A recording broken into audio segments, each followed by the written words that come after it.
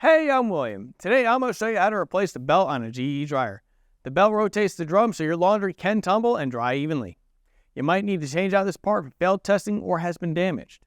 Before we get started, take a second to like this video and subscribe to our channel. We appreciate your support.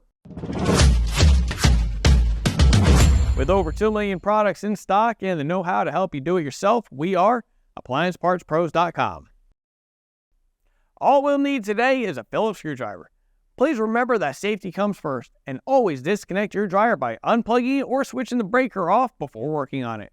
Ready, set, let's go.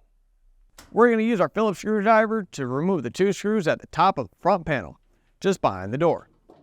Now we're going to lift the top panel up just a bit so we can clear the console legs and pull it forward. We're going to remove the Phillips screws that are found at each back corner of the front panel. Once we've done that, we can lift the front panel up, rotate it to the side, and disconnect the door switch wires.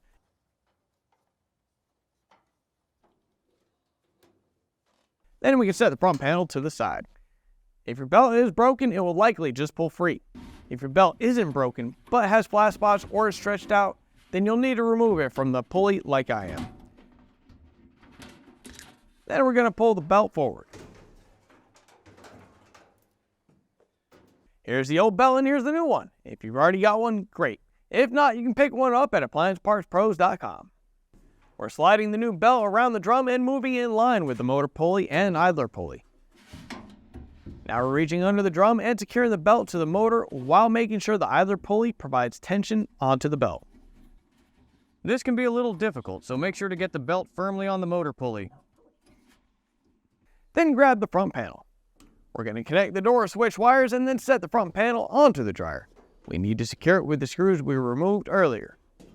Now we're going to slide the top panel on the console legs, rotate the top panel down, and then secure it with the long Phillips screws we removed from behind the door. Don't forget to plug the dryer back in or flip the circuit breaker back on. You made it! Great job and thanks for joining us today. Make sure to let us know how the repair went in the comments. And if you haven't gotten a new belt yet, grab your model number and head over to AppliancePartsPros.com to order one. Orders usually arrive in just a few days. While you're at it, make sure to like this video and subscribe to our channel. We've got lots more troubleshooting and repair videos and of course, all the parts you need to do it yourself at AppliancePartsPros.com. Thanks for your support and we'll see you next time.